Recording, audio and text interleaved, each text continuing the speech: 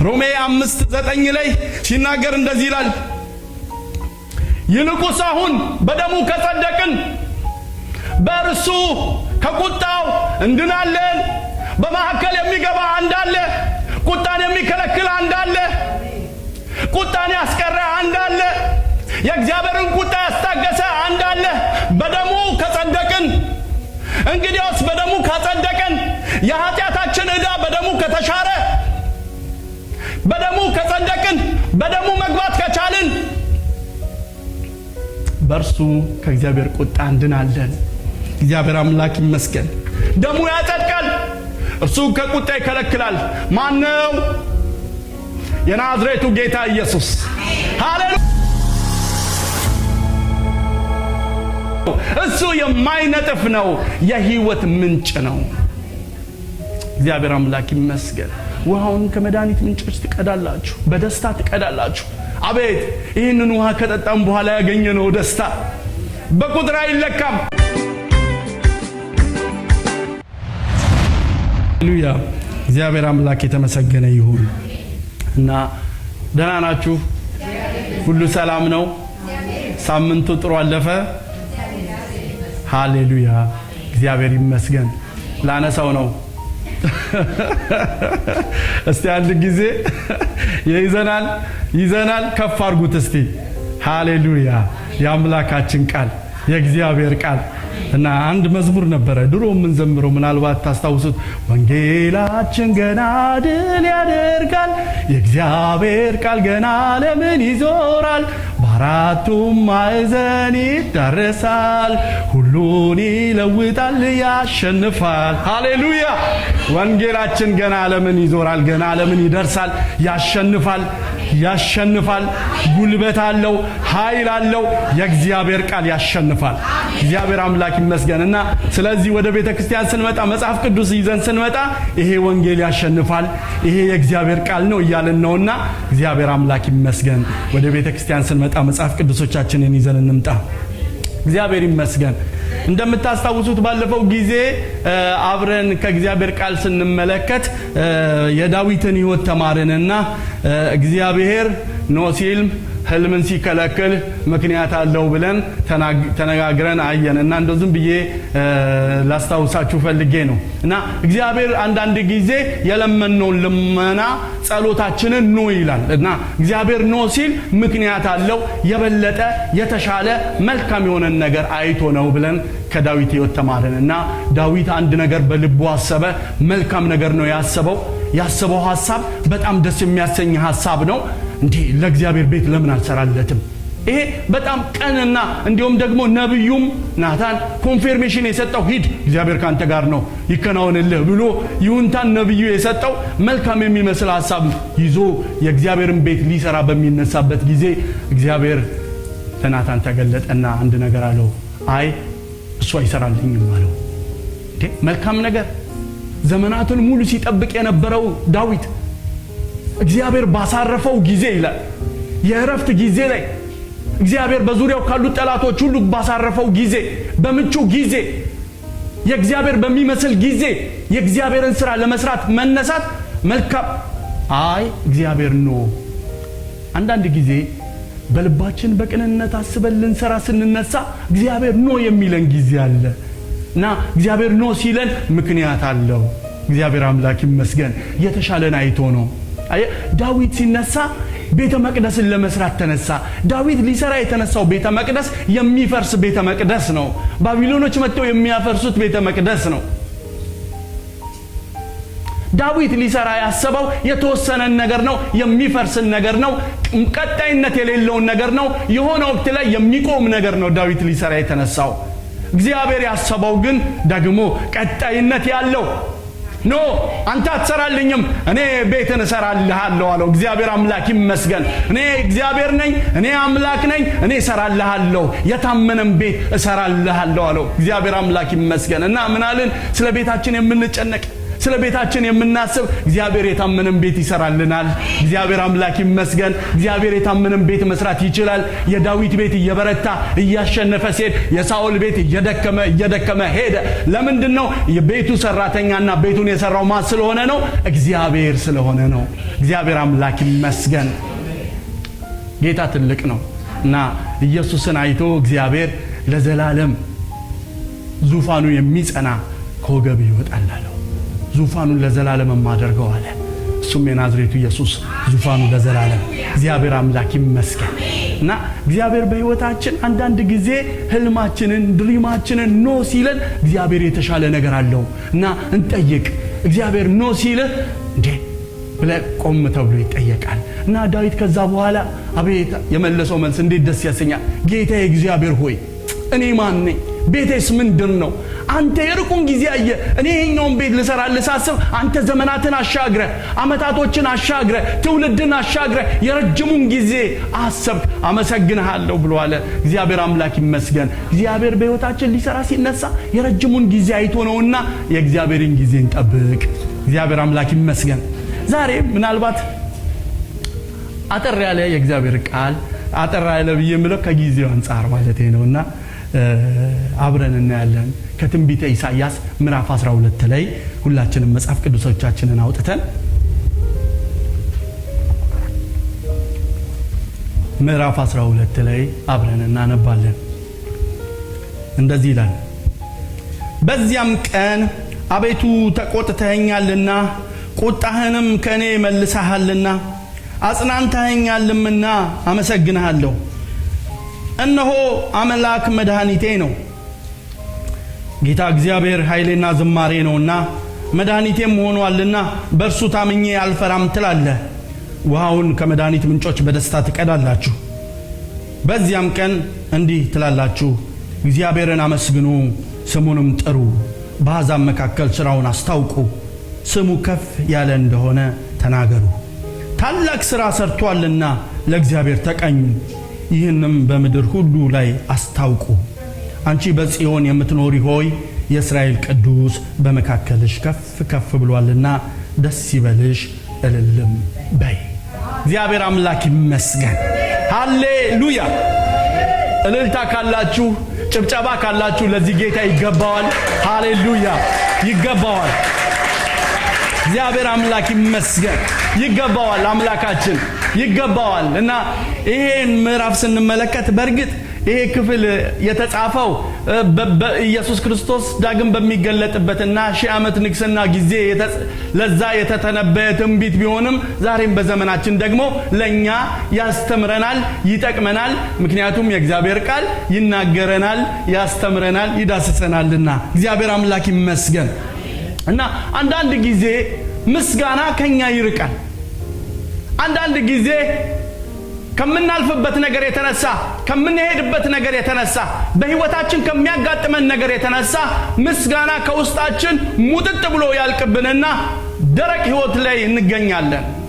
ዳዊት ብዙ ጊዜ ነፍሴ ሆይ አታስጨንቂኝ፣ የፊቴን አምላክ አመሰግነው ዘንድ እግዚአብሔርን አመሰግነው ዘንድ ነፍሴ ሆይ ተይ አታስጨንቂኝ፣ ተይ አትጎትችኝ። ለምንድን? እግዚአብሔርን አመሰግነው ዘንድ። እና ማመስገን ቀላል ነገር አይደለም። በሚሆንበት ጊዜ በጣም ቀላል ነገር ነው። ነገር ግን በተለያየ ሁኔታ ውስጥ በምናልፍበት ጊዜ ሲምፕል አይደለም። ያለፍን ያለን ሰዎች እናውቀዋለን። እዚህ ቦታ ላይ ግን የሚናገረው እግዚአብሔርን እናመስግነው። እግዚአብሔር ሊመሰገን የሚገባው አምላክ ነው። እግዚአብሔር ከሰው ልጆች ምስጋናን ይፈልጋል። ከልጆቹ ምስጋናን ይፈልጋል። ምስጋናን የሚወድ አምላክ ነው። የምስጋናን መስዋዕት የሚቀበል አምላክ ነው እና እናመስግነው። እግዚአብሔር ምስጋና የሚወድ አምላክ ነው። አዎ፣ ታዲያ ለምን እናመስግነው? ኢሳይያስ 3 ምክንያቶችን በዚህ 6 ቁጥር 3 ምክንያቶችን ለምን እግዚአብሔርን እንደምናመሰግን ያስቀምጥልናል። አንደኛው አዳኜ ስለሆነ፣ ድነቴ ስለሆነ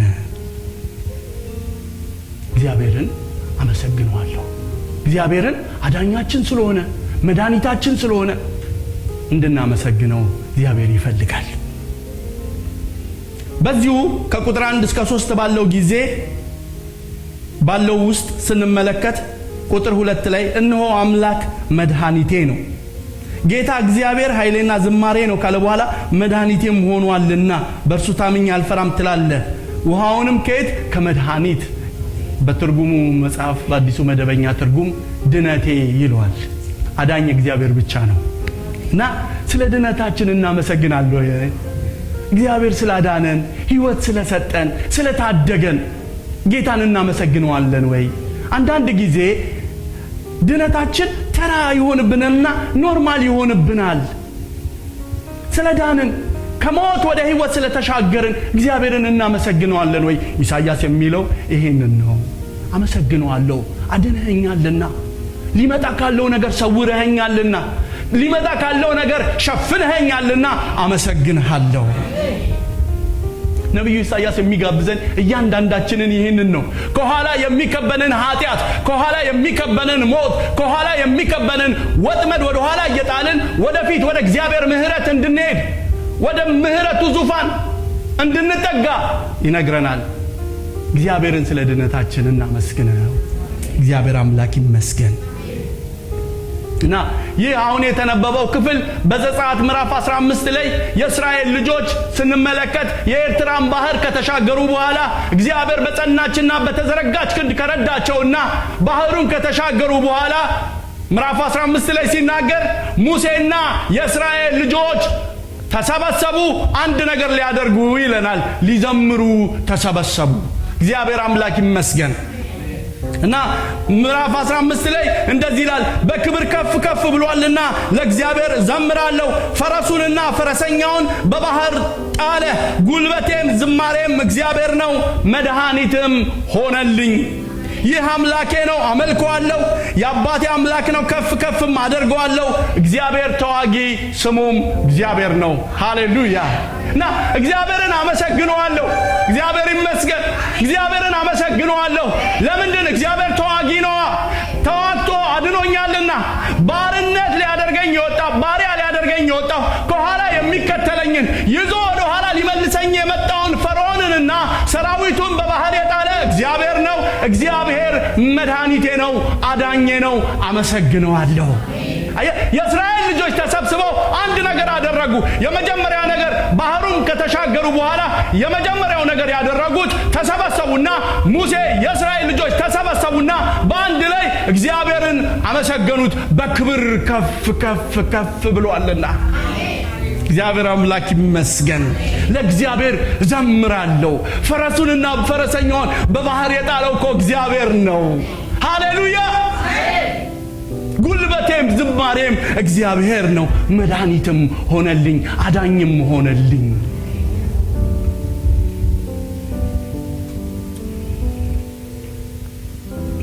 ከሞት ነው ያመለጡት፣ ከባርነት ነው ያመለጡት። ይሄ ዝማሬ ከሞት ማምለጣቸውን፣ ከባርነት ማምለጣቸውን፣ ድጋሚ እንዳይያዙ እግዚአብሔር ለነሱ እንደተዋጋላቸው አስበው የኤርትራ ባህር ሲወጥ ሲዘጋ ድጋሚ እንደማይመለሱ አስበው ይህንን ዝማሬ ዘመሩ። እኛም ዛሬ እንደዚህ ነው የሆነልን ነው መልእክቱ። እግዚአብሔር አምላክ ጠላት ድጋሚ እንዳያገኘን፣ እንደገና ሞት በእኛ ላይ እንዳይሰለጥን፣ እንደገና ደግሞ እንዳያስፈራራን እግዚአብሔር አዳነን። ስለዚህ እግዚአብሔርን ስለ ድነታችን እናመስግነው።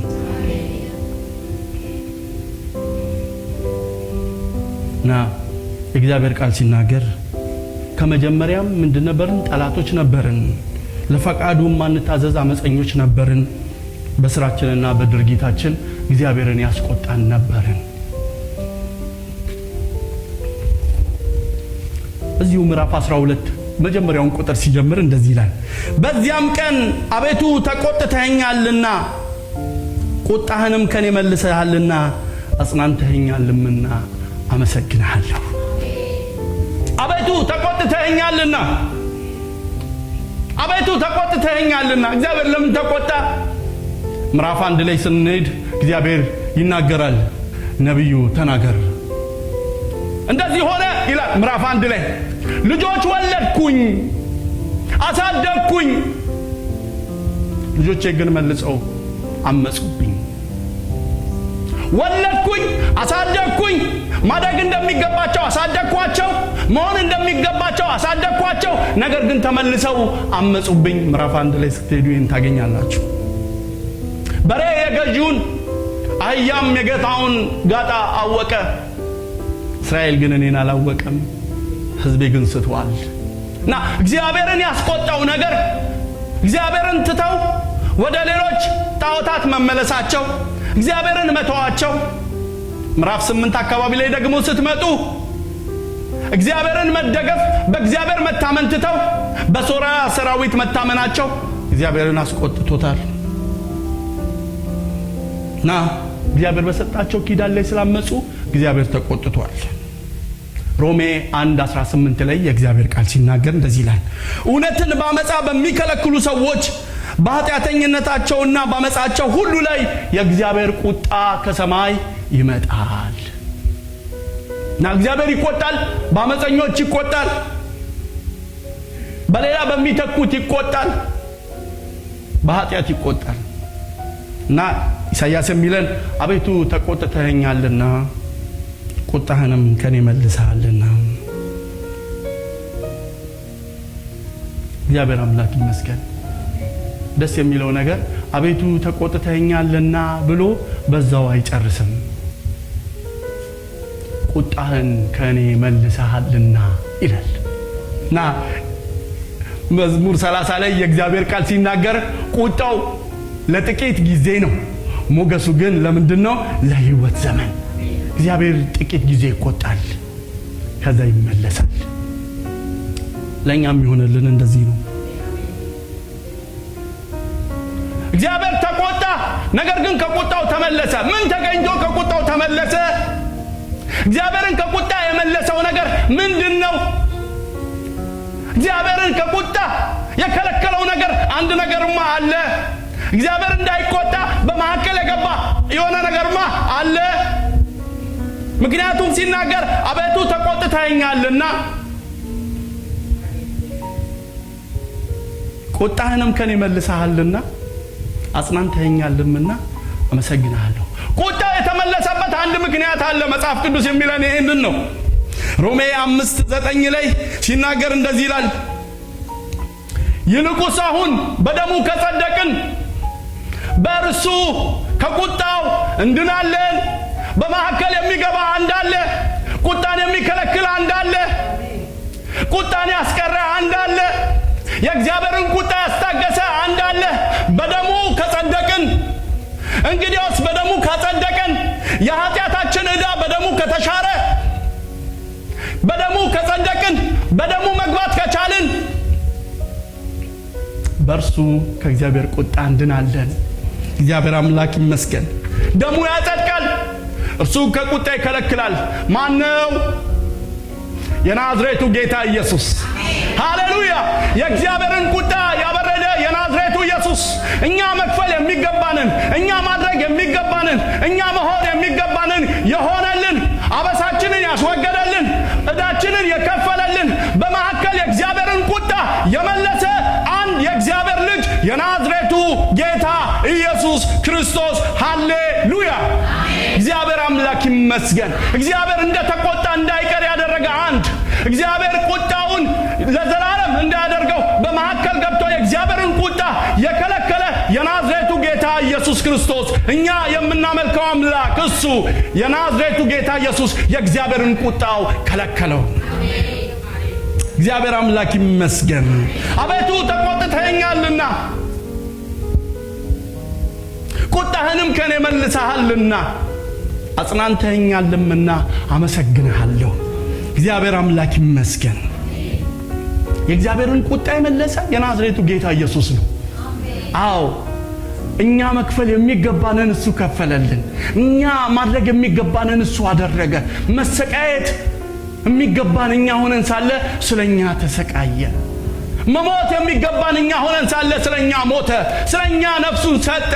እኛን ለማዳን እኛ መክፈል የሚገባንን እሱ ከፈለልን። በአብ ፊት መቆም የምንችልበትን ድፍረት እንድናገኝ እርሱ ስለኛ ተዋረደ፣ እርሱ ስለኛ ተተፋበት፣ እርሱ ስለኛ ተደበደበ። እሱ ጭንቅላቱን በመቃ እየመቱ መምህር ሆይ ማን የመታትን ቢተናገር ብለው ያፌዙበት እሱ ስለኛ የተተፋበት፣ እሱ ስለኛ ደሙን ያፈሰሰው የእግዚአብሔርን ቁጣ ከለከለ። ለምንድን? እኛ ሕይወት እንድናገኝ።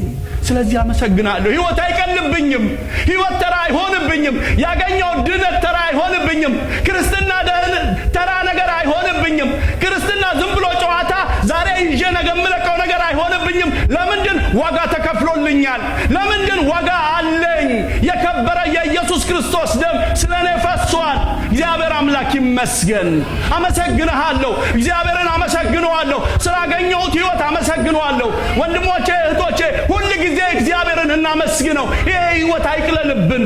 በዋጋ ተገዝታችኋል ይላል። በዋጋ ተገዝተናል። በከበረ ዋጋ ሊተካ በማይችል በናዝሬቱ ጌታ በኢየሱስ ክርስቶስ ተገዝተናል እና ድነት አይቀልብንም። ስለዚህ አመሰግንሃለሁ። እህቶቼ ማለዳ፣ ወንድሞቼ ማለዳ ስንነሳ ምስጋና ይሁንልን። በእግዚአብሔር ሆይ ስለሰጠኸኝ ሕይወት አመሰግንሃለሁ። ልጅህን ስለሰጠኸኝ አመሰግንሃለሁ። ሕይወት ስለሰጠኸኝ አመሰግንሃለሁ። በአንተ ምክንያት ሰው ሆኛለሁ፣ አመሰግንሃለሁ ብለን እግዚአብሔርን እንድናመሰግነው እግዚአብሔር ይፈልጋል እና እግዚአብሔር ስለሰጠን ደህንነት ይመሰገናል። ኢሳይያስ የሚለው ስለ ድነቴ አመሰግንሃለሁ። እግዚአብሔር አምላክ ይመስገን። እና ኤፌሶን 2:3 ላይ እንደምታውቁት የእግዚአብሔር ቃል ሲናገር ከፍጥረታችን የቁጣ ልጆች ነበርን፣ ነገር ግን እግዚአብሔር በምሕረቱ ባለጸጋ ስለሆነ ከወደደን ከታላቅ ፍቅሩ የተነሳ አሜን፣ ከወደደን ከታላቅ ፍቅሩ የተነሳ በበደላችን በኃጢአታችን ሙታን እንኳን በነበርንበት ጊዜ ከክርስቶስ ጋር ሕይወትን ሰጠን። ሃሌሉያ! በበደላችን በኃጢአታችን ሙታን በነበርንበት ጊዜ፣ የማንጠቅም በነበርንበት ጊዜ፣ በቁጣ ስር በነበርንበት ጊዜ፣ ነገር ግን ስለኛ የሞተው የናዝሬቱ ጌታ ኢየሱስ በመካከል ገባና ቁጣውን ከለከለና ልጆች አደረገን። በጸጋ ድናችኋል። እግዚአብሔር አምላክ ይመስገን። በጸጋው ድነናል። ይሄ ድነታችን አይቀልብንም። ክርስትናችን አይቀልብንም። ሕይወታችን አይቀልብንም። ያገኘነው ነገር ተራ አይሆንብንም። ዋጋ ተከፍሎበታል እና ሕይወትን ሰጠን። እንደዚህ ይላል ቁጥር 3 ላይ ስትመለከቱ በእርሱ ታምኜ አልፈራም ትላለህ፣ ውሃውንም ከመድኃኒት ምንጮች በደስታ ትቀዳላችሁ። እግዚአብሔር አምላክ ይመስገን። ውሃውን ከመድኃኒት ምንጮች የማይነጥፍ ምንጭ አለ። አቤት! የማይነጥፍ ቢቀዳ የማይነጥፍ ምንጭ አለ። ውሃውን ከመድኃኒት ምንጮች በደስታ ትቀዳላችሁ። እግዚአብሔር አምላክ የተመሰገነ ይሁን። ኢየሱስ ክርስቶስ ታውቃላችሁ፣ በሰማርያ ወደዛች ሴት ሄደና እስኪ ውሃ ጠጭኝ አላት። ውሃ ጠጭኝ፣ እስቲ ውሃ ጠምቶኛል፣ ውሃ ስጭኝ። አይ ሰማርያንና አይሁድ አይተባበሩም ነበር ታውቃላችሁ።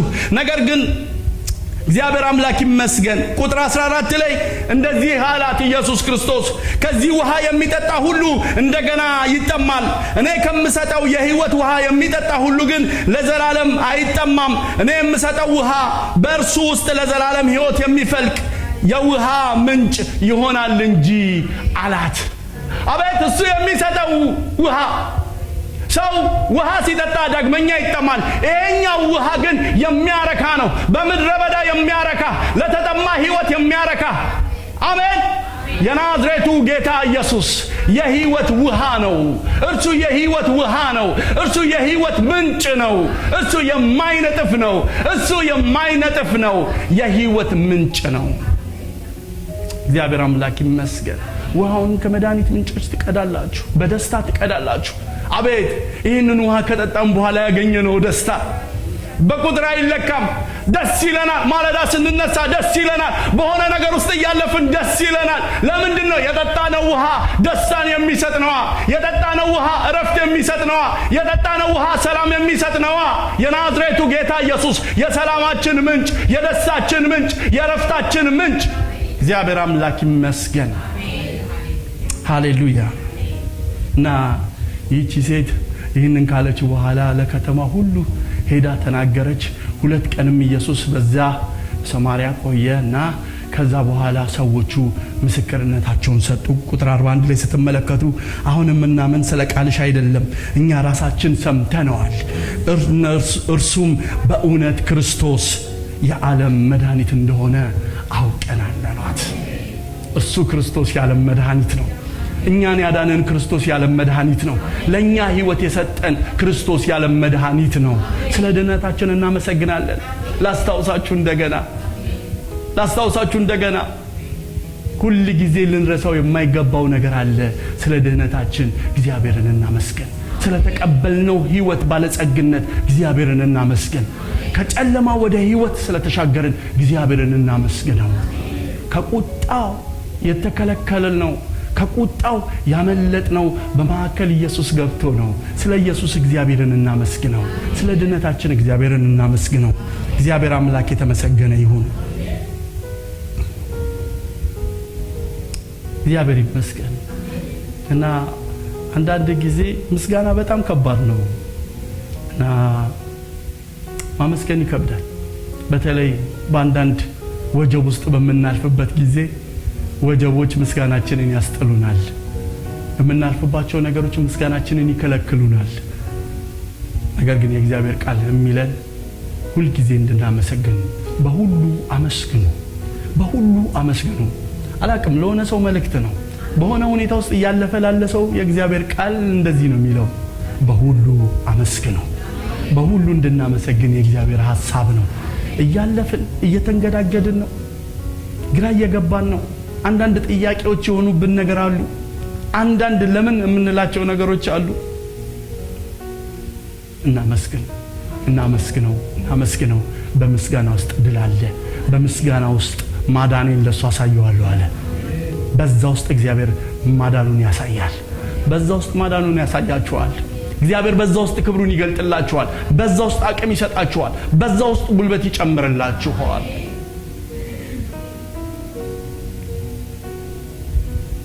ጌታ መልካም ነው። እግዚአብሔር መልካም ነው እና ስለ ድነታችን ስላገኘነው ሕይወት እግዚአብሔርን እናመስግነው። እንደ ተራ ነገር አንየው። በቃ ክርስቲያን ነኝ አለቀ ብለን ደምድመን የምንቀመጠው ነገር አይደለም። ጌታ ሆይ አመሰግንሃለሁ፣ ጌታ ሆይ አከብርሃለሁ፣ ልጅህን ስለገለጥክልኝ፣ ሕይወት ስለሰጠኸኝ፣ ስለ ድነቴ አመሰግንሃለሁ፣ ስለዚህ ምንጭ አመሰግንሃለሁ፣ በልቤ ውስጥ ስለፈለቀው ስለዚህ ምንጭ አመሰግንሃለሁ እያለን እግዚአብሔር እንድናመሰግነው እግዚአብሔር ይፈልጋል። እግዚአብሔር አምላክ ይመስገን። ሌላው ሁለተኛው ለምን ላመስግነው? ኃይሌም ዝማሬም ሆነልኝ ይላል። ቁጥር 1-2 ላይ እነሆ አምላክ መድኃኒቴ ነው ካለ በኋላ መድኃኒቴ ሆኗል፣ በእርሱም ታምኜ አልፈራም ትላለህ።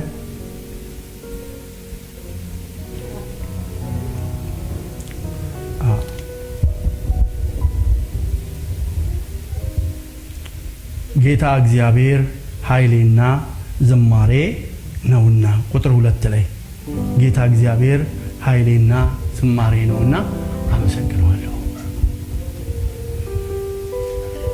በዚህ ፈተና በበዛበት ዓለም ለመኖር የሚያደክም የሚጎትት ነገር በበዛበት ዓለም ለመኖር ኃይል ያስፈልጋል። ኢየሱስ ክርስቶስ እንኳን በመጨረሻ ሰዓት ደቀ መዛሙርቱን ያዘዛቸውና የነገራቸው ነገር ኃይልን ሳትቀበሉ ከየት እንዳትወጡ ከኢየሩሳሌም እንዳትወጡ ኃይል ያስፈልጋቸዋል። ኃይል ያስፈልጋል።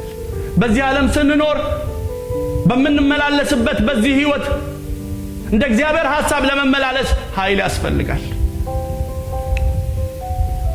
ኃይል በሰውነት ጥንካሬ፣ በጡንቻ በተስተካከለ የሰውነት አቋም አይገኝም።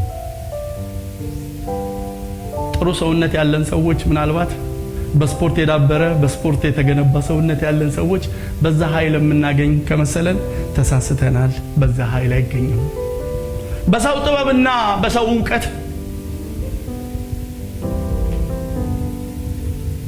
በተጠበበ አእምሮ በዕውቀት በታጨቀ ጭንቅላት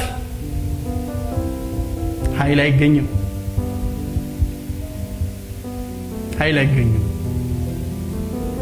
ጥሶ ለመሄድ መለኮታዊ ኃይል በዛ አይገኝም።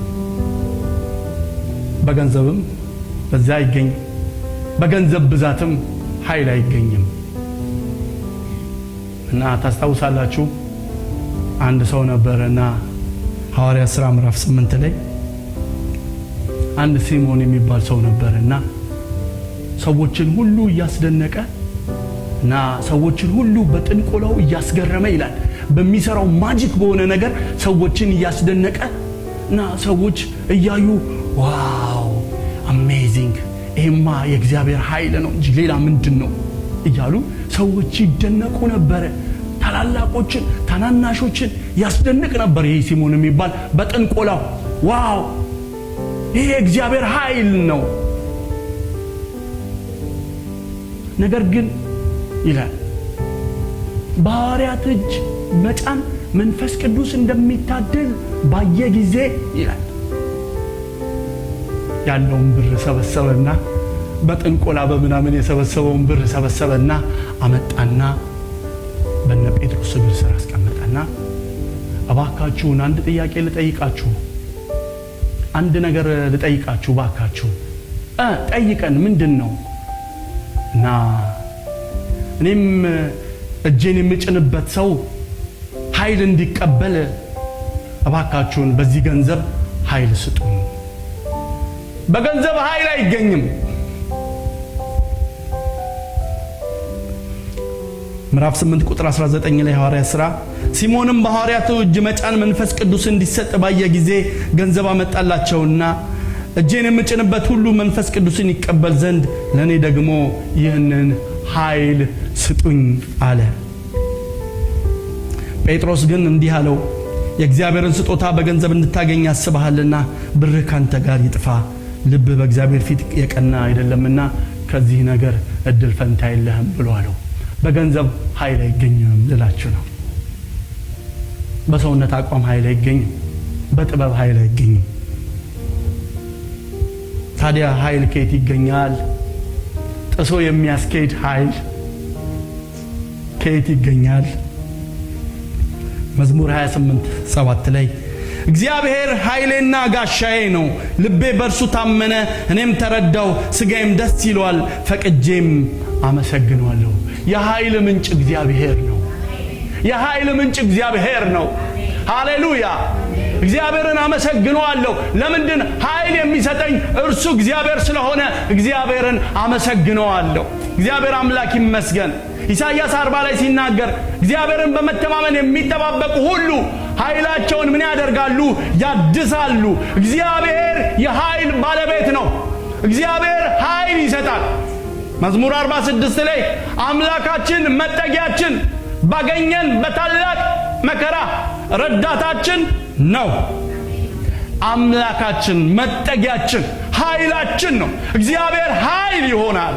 እግዚአብሔር ኃይል ይሆናል። ጉልበት ለሌለው ኃይል ይሆናል። ጉልበት ለደከመ ኃይል ይሆናል። እና እግዚአብሔር እኮ ረድቶን አሻግሮን እዚህ ደረስን።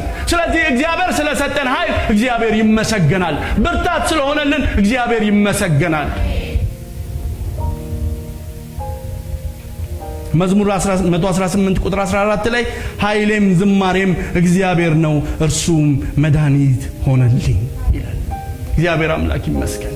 ለደካማ ኃይል የሚሰጥ እግዚአብሔር ነው። ጉልበት ለሌለው ጉልበት የሚጨምር እግዚአብሔር ነው። የኃይሉ ምንጭ እግዚአብሔር ነው። ስለሰጠን ኃይል እግዚአብሔርን እናመስግነው ነው። እግዚአብሔር ሊመሰገን ይገባል ስለሰጠን ኃይል። ይህንን እያደረግን ያለነውን ነገር እያደረግን ያለነው በጉልበታችን አይደለም። መውጣት መግባታችን በጉልበታችን አይደለም። ሰርተን ወደ ቤት መግባታችን በጉልበታችን አይደለም። ተማሪዎች በትምህርት ቤት ደርሰን መመለሳ በጉልበት አይደለም። ሰራተኞች አይደለም። እርሱ እግዚአብሔር ኃይል ስለሆነን ነው። ለደካማ ኃይል የሚሰጥ እግዚአብሔር ኃይል ስለሆነልን ነው።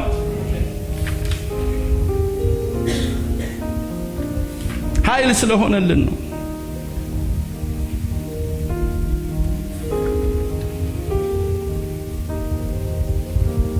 እግዚአብሔር ኃይል ሆኖልን ነው። እግዚአብሔርን ስለሰጠን ኃይል እናመሰግነው ያስፈልጋል።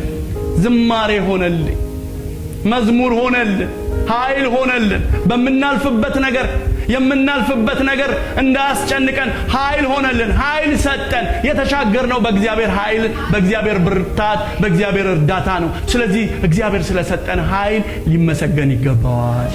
እግዚአብሔር አምላክ ይመስገን።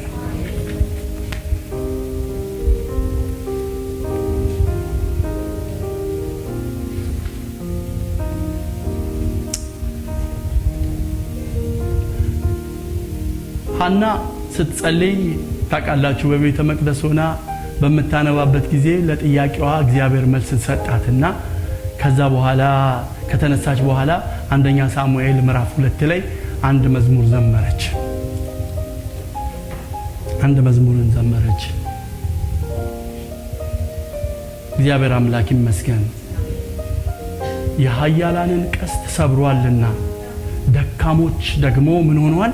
በኃይል ታጥቀዋልና አለች። እግዚአብሔር አምላክ ይመስገን። የኃያላንን ቀስት የሰበረ ለደካማው ኃይልን የሰጠ እግዚአብሔር ነው። ለደካሞች ለኛ ኃይል የሰጠን እግዚአብሔር ነው። እግዚአብሔር ሊመሰገን ይገባዋል። እግዚአብሔር አምላክ ይመስገን። ክብር ለኢየሱስ ይሁን። ሶስተኛውን ብዬ ጨርሳለሁ። ቁጥር 5 ላይ እንደዚህ ይላል፣ ታላቅ ሥራ ሰርቷልና ለእግዚአብሔር ተቀኙ፣ ይህም በምድር ላይ አስታውቁ። አንቺ በጽዮን የምትኖሪ ሆይ እስራኤል ቅዱስ በመካከልሽ ከፍ ከፍ ብሏልና ደስ ይበልሽ እልልም በይ። እርሱ ታላቅ ሥራ ሰርቷል እና ኢየሱስ ታላቅ ሥራ እኛን ነፃ አወጣን፣ እኛን አዳነን። መዳናችን እኮ በጣም የሚገርመው ለዚህ ነው። አምላክ ሁሉን የፈጠረ አምላክ የሁሉ ጌታ የሆነ ዘመናት ከሚባለው በፊት ዘመናት የሚባለው ነገር ሳይኖር የነበረው ጌታ ስጋ ለብሶ መጥቶ በምድር ላይ እኛን አዳነ። ይሄ የእግዚአብሔር ታላቅ ነገር ነው። በሰው ጥበብ የሚሆን አይደለም፣ በእውቀት የሚሆን አይደለም፣ በመለኮታዊ ኃይል የሆነ ነገር ነው። አምላክ ስጋ ለብሶ ወደ ምድር መጣ፣ እኛን አዳነን። እግዚአብሔር ታላቅ ነገርን አደረገ። እግዚአብሔር አምላክ ይመስገን። ማቴዎስ 1:24 ላይ የዳዊት ልጅ ዮሴፍ ሆይ ከእርሷ የተጸነሰው ከመንፈስ ቅዱስ ነውና እጮኛህን ማርያምን ለመውሰድ አትፍራ፣ ልጅም ትወልዳለች፣ እርሱም ሕዝቡን ከኃጢአታቸው ያድናቸዋል፣ ስሙንም ኢየሱስ ትለዋለህ። እርሱ ሕዝቡን ከኃጢአታቸው ምን ያደርጋቸዋል? ያድናቸዋል። ይሄ እግዚአብሔር ታላቅ ሥራ እኮ ነው። መዳናችን የእግዚአብሔር ታላቅ ሥራ እኮ ነው። ሕይወት ማግኘታችን የእግዚአብሔር ታላቅ ሥራ እኮ ነው። እግዚአብሔር ታላቅ ነገርን አደረገ። ሃሌሉያ! የማይቻለውን በሰው አእምሮ ሊደረስበት የማይችለውን ታላቅ ነገር አደረገ። ኢየሱስን ላከው። ከፍርሃት ነፃ እንድንሆን እንድናመልከው ተፈተን በኮንፊደንስ እንድንመላለስ ይህንን ታላቅ ነገር እግዚአብሔር አደረገ። እዚሁ ሉቃስ 1:7 ላይ እንዲህ ይላል፣ በእርሱም ከጠላቶቻችን እጅ ድነን በዘመናችን ሁሉ ያለ ፍርሃትና ያለ ቅድስና እንድናገለግለው ሰጠን ይላል። ያለ ፍርሃት እንድናገለግለው ሳንፈራ በእግዚአብሔር ቤት እንድንመላለስ ያደረገው ይሄ እግዚአብሔር ታላቅ ሥራ ሰርቶ ነው። እግዚአብሔር አምላክ ይመስገን። ማርያም ስትጸልይ እንደዚህ አለች። ሉቃስ 1:49 ላይ ከዛሬ ጀምሮ ትውልድ ሁሉ ብፅዕት ይሉኛል፣ ብርቱ የሆነ እርሱ በእኔ ታላቅ ሥራን አድርጓልና ስሙም ቅዱስ ነው። ብርቱ የሆነ እርሱ በእኔ ታላቅ ሥራን አድርጓልና። ብርቱ የሆነ እሱ፣ ኃይል ያለው እርሱ፣ ጉልበት ያለው እሱ፣ የሚገዛ እሱ፣ የሚያድን እርሱ፣ ሕይወት የሚሰጥ እርሱ በእኔ ታላቅን ሥራ አድርጓልና አለች ማርያም። እግዚአብሔር አምላክ ይመስገን። በሕይወታችን ታላቅን ሥራ ያደረገው እርሱ እግዚአብሔር ነው። ብርቱ የሆነው እግዚአብሔር ነው። ቅዱስ የሆነው እግዚአብሔር ነው። ስለዚህ እግዚአብሔር ይመሰገናል። ስላደረገው ታላቅ ነገር እግዚአብሔር ይመሰገናል። እያለን ያለው ይሄንን ነው። ኢሳይያስ እግዚአብሔርን ስለ ታላቅ ሥራው እናመስግነው፣ አመስግኑት፣ እናመስግነው። እግዚአብሔር ሊመሰገን ይገባዋል። ይሄንን ብዬ ጨርሳለሁ።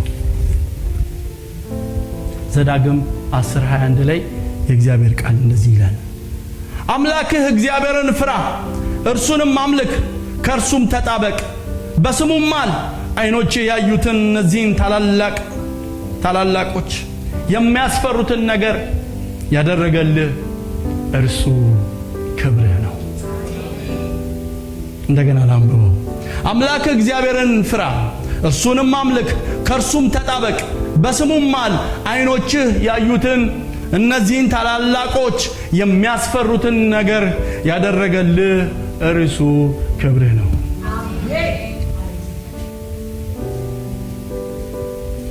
ዓይኖችህ ያዩትን እነዚህን ታላላቅ ነገሮች ያደረገልህ።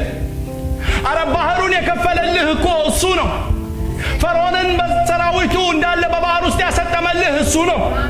በምድረ በዳ በውሃ ጥም ልትሞት ስትል ደርሶ አለቱን ሰንጥቆ በውሃ ያረካ እርሱ እኮ ነው። እነዛን የበረቱ ነገስታቶችን ወደ ኋላ ሊያስቀሩ በአሸዋ ሊቀብሩ የወጡትን ነገስታቶችን ተራና ታሪክ ያደረገው እሱ አምላክ እግዚአብሔር እኮ ነው። አምላክ እግዚአብሔር ነው። በዓይኖቼ ያያቸው እንዴት አልፋቸዋለሁ ብለህ ያልካቸው፣ እንዴት እወጣቸዋለሁ ብለህ ያልካቸው፣ አቤት ይሄ የመጨረሻ ነው ብለህ ያልካቸው፣ ዛሬማ አለቀ የህይወት የመጨረሻ ላይ ደረስኩኝ ብለህ ተስፋ የቆረጥክባቸውን ነገሮች እንደገና ህይወትን ሰጥቶ ያሻገረ እንደገና አዲስ ምዕራፍን የከፈለልህ እኮ ዓይኖችህ ያዩትን እነዚህን ታላላቅ ነገሮች ያደረገልህ እርሱ ክብርህ ነው። እግዚአብሔር ክብራችን ነው። እግዚአብሔር ክብራችን ነው። አሜናችሁ አይሰማኝም? እግዚአብሔር ክብራችን ነው። ክብራችን ነው። እነዚህን ያያቸውን ታላላቅ ነገሮች በህይወታችን የተፈጠሩትን ታላላቅ ነገሮች ያደረገልን እግዚአብሔር ክብራችን ነው። ሃሌሉያ! ክብራችን ነው። ክብራችን ነው። ክብሬ ነው። እግዚአብሔር ክብርሽ ነው። እነዚህን ያየናቸውን በህይወታችን ያየናቸውን ነገሮች ሁሉ ያደረገልን እግዚአብሔር ክብራችን ነው። ጌጣችን ነው። ውበታችን ነው። ደምግባታችን ነው። አየ እነዚህ ታላላቅ ነገሮች ዓይኖች ያዩ ምሳሌ ይሰጠዋል። ዓይኖች አይቷል። አላየሁም እንዳትል እኮ አይተኸዋል። አላለፍኩበትም እንዳትል አልፈህበታል። አልደረስኩበትም እንዳትል ደርሰህበታል። አልፈህበታል እኮ። አላየሁም እንዳትል አልሰማሁም እንዳትል ከኋላህ እኮ ነበር፣ ከዙሪያህ ነበር። ዓይኖችህ አይተውታል። እነዚህን ዓይኖችህ ያዩትን ነገር ሁሉ እኮ ያሻገረ አንድ አለ። እግዚአብሔር አምላክ ይመስገን። የረዳህ እንዳለ ያገዛህ እንዳለ ሁልጊዜ ልታመሰግነው አመስግነህ እንዳትረካ አመስግነህ እንዳትጨርስ የሚያደርግህ ውስጥህን የሚጎተጉት አንዳለ። ውስጥህን አመስግን የሚልህ አንዳለ። ምስጋና የሚሞላ ነገር አንዳለ። ዞር ብለሽ ስታዩ ያለፍሽበትን መንገድ የረዳሽ ያገዘሽ ዓይኖችሽ ያዩትን ታላላቅ ነገሮችን የሰራልሽ የሰራዊቱ ጌታ እግዚአብሔር ይመሰገናል። ይመሰገናል። ይመሰገናል። ዝም ብለን ተቀብለን አንሄድም። ዝም ብለን ይዘን አንሄድም። እናመሰግነዋለን። ጌታ ሆይ አንተ ነህ ለካ እነዚያን ዘመናቶች ባለፍኩባቸው ዘመናቶች ሁሉ ለካ ይዞ እንዳያስቀረኝ የረዳኸኝ አንተ ነህ። ወጀቡ እንዳያሰጥመኝ ያደረከኝ አንተ ነህ። አውሎ ንፋሱ እንዳያሰጥመኝ ያደረከኝ አንተ ነህ። የረዳኸኝ አንተ ነህ። ዓይኖቼ አይተዋል። ማዕበሉን አይተዋል። ወጀቡን አይተዋል። ፈርዖን ደርሶ እኮ ከኋላ ሲመጣ አይተዋል። ሰራዊቱን አይተዋል። ሰረገለኛውን አይተዋል። ሁሉን አይተዋል። ፈረሱንና ፈረሰኛውን ግን በባህር ያሰጠመ ማን ነው? እግዚአብሔር ነው። እግዚአብሔር ምናችን ነው? ክብራችን ነው። ለዚህ ጉባኤ እግዚአብሔር ክብራችን ነው። ለዚህ ጉባኤ እግዚአብሔር ክብራችሁ ነው። ወንድሞቼ እግዚአብሔር ክብራችሁ ነው። እህቶቼ እግዚአብሔር ክብራችሁ ነው። እግዚአብሔር ጌጣችሁ ነው። እግዚአብሔር ክብራችን ነው። አዎ ምስጋና ይገባዋል። አዎ ምስጋና ይገባዋል። አዎ ለምንድን? ጌጣችን ነው። ድምቀታችን ነው። በሰው ፊት ሞገሳችን ነው። አንዳንድ ጊዜ ተራ ይሆንማ። በሰው ፊት ስንቆም እኮ ሞገስ የሆነን እግዚአብሔር ነው። እናንተ በሄዳችሁበት ቦታ ቀድሞ በሩ ቢከፈትላችሁ ሞገስ የሆናችሁ እግዚአብሔር፣ የረዳችሁ እግዚአብሔር፣ ክብር የሆነላችሁ እግዚአብሔር፣ በሞገስ የሚያወጣችሁ በሞገስ የሚያገባችሁ እግዚአብሔር ምስጋና ይገባዋል። እና ኢሳይያስ የሚለው ይሄንን ነው። አመስግኑት። ታላቅ ስራ ሰርቷል። ታላቅ ስራ አድርጓል። ታላቅ ነገርን እግዚአብሔር አድርጓል። ወንድሞቼ ወደ ኋላ ልመልሳችሁ፣ በህይወታችሁ ወደ ኋላ ልመልሳችሁ፣ መደጋገም እንዳይሆንብኝ ወዳሳለፋችሁት ሕይወት ልመልሳችሁ። በነዛ ባለፋችሁበት መንገድ ሁሉ ላይ የረዳችሁ እናንተ ራሳችሁ የምታውቁት ምስክር የምትሆኑበት ይሄማ መጨረሻ ነው ብላችሁ የምትሉት ብዙ ነገር ሊኖር ይችላል። እኔ አለ በመጨረሻው ሰዓት ላይ እግዚአብሔር ደርሶ እጄን ይዞ እንደዚህ ያሻገረኝ ብዙ ነገር አለ። መጽሐፍ ቅዱስ ለዚህ ነው ሲናገር እንደዚህ ይላል፣ ዓይኖችህ ያዩትን እነዚህን ታላላቅ ነገሮች ያደረገልህ እርሱ እግዚአብሔር ክብር ነው። አሜን አሜን አሜን። ለዚህ ጉባኤ እግዚአብሔር ክብር ነው። አያችሁ፣ በሕይወታችን ባለፍንበት መንገድ ሁሉ ለካ ያሻገረን ኃይል አለ። ለካ የረዳን ኃይል አለ። እግዚአብሔር ይባላል። የናዝሬቱ ጌታ ኢየሱስ ጨለማ ባለብን ሰዓት፣ ግራ በገባን ሰዓት፣ ጭው ባለብን ሰዓት ልባችን እንዳይወድቅ ልባችንን በሰላም የደገፈው የናዝሬቱ ኢየሱስ ሰዎች ሁሉ ጥለውን ብቻዬን ቀረው እንዳለ ጳውሎስ ብቻችንን በቀረንበት ሰዓት ላይ አለው አይዞህ እኔ ካንተ ጋር ነኝ ያለን ጌታ እሱ ክብራችን ነው። ወንድሞቼ እህቶቼ፣ እኛ ተራ ሰዎች አይደለንም። እግዚአብሔር ክብራችሁ ነው። እግዚአብሔር ውበታችሁ ነው። እግዚአብሔር ጌጣችሁ ነው። ሙሽራ ያለ ጌጥ እንደማትደምቅ እኛም ያለ እሱ አንደምቅም አይደል? ሙሽራ በሰርጓ ቀን ድምቅ ፍክት ብላ የምትታየው በጌጧ ነው። እግዚአብሔር ጌጣችን ነው፣ ውበታችን ነው፣ ክብራችን ነው።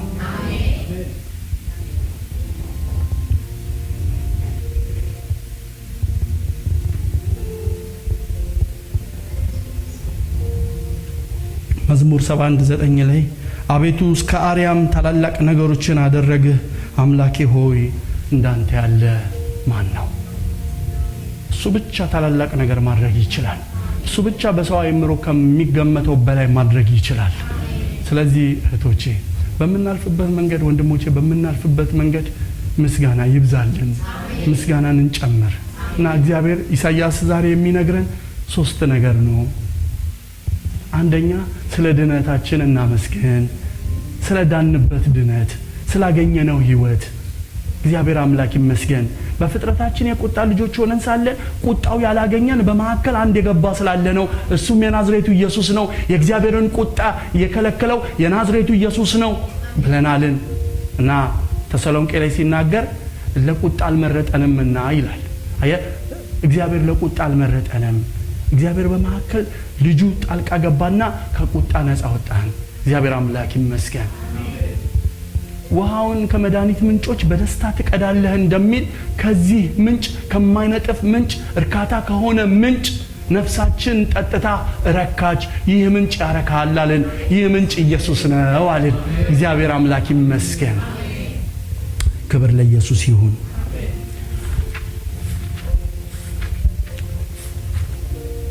እግዚአብሔር ኃይሌ ነው አለን።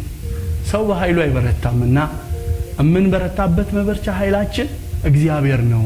ለደካማው ኃይልን ይሰጣል ብለናልን። ብርታት ለሌለው ብርታትን ይጨምራልና እግዚአብሔር ስለሚሰጠን ኃይል እናመስግነው። ማለት ስንወጣ ስንገባ ኖርማል እንዳይመስለን፣ ስንወጣ ስንገባ በጉልበታችን እንዳይመስለን፣ ስንወጣ ስንገባ ያደረግነው በችሎታችን እንዳይመስለን፣ በውቃታችን እንዳይመስለን፣ በሰውነታችን ጥንካሬ እንዳይመስለን፣ በጉብዝናችን እንዳይመስለን። ኃይል የሚሰጥ እሱ ነው። ጉልበት የሚሰጥ እሱ ነው። ስለሚሰጠው ኃይል ሊመሰገን ይገባል። እግዚአብሔር ይመስገን። ስለሰጠን ኃይል እግዚአብሔር ይመስገን። ሌላው ኢሳይያስ ያለን 3ኛው ነገር ታላቅ ነገርን አድርጓልና እግዚአብሔርን እናመስግነው አለ። እግዚአብሔር ይመስገን። ብርቱ የሆነ እርሱ በእኔ ታላቅ ስራን አድርጓልና። በሕይወታችን የሆነው ነገር ሁሉ የሆነው ከእግዚአብሔር ነው። እግዚአብሔር ይመስገን። በሕይወታችን የተሰራው ስራ ሁሉ የተሰራው ከእግዚአብሔር የተነሳ ነው። እግዚአብሔር ይመስገን። ዘዳግም ላይ አሁን እንዳነበብኩላችሁ የእግዚአብሔር ቃል ዓይኖችህ ያዩትን እነዚህን ታላላቅ ነገሮች ያደረገልህ አምላክህ እግዚአብሔር ክብርህ ነው። እነዚህን አላየውም እንዳትሉ፣ አያችሁ፣ አላየንም እንዳንል ሁሉንም ነገር ዘጋጋው። እግዚአብሔር ይመስገን። አይተናል፣ ማዳኑን አይተናል። ክንዱን አይተናል፣ ችሎታውን አይተናል። እነዚህን ታላላቅ ነገሮች ያደረገልህ እግዚአብሔር አምላክ ክብር ነው። እህቶቼ ወንድሞቼ እግዚአብሔር ክብራችሁ ነው። እግዚአብሔር ጌጣችሁ ነው። እግዚአብሔር አምላክ ይመስገን። ስለዚህ በመናልፍበት ነገር ሁሉ እግዚአብሔርን ልናመሰግነው ልናከብረው ይገባል። እግዚአብሔር ይባርካችሁ። ተነስተን ምን መጸለይ እንችላለን?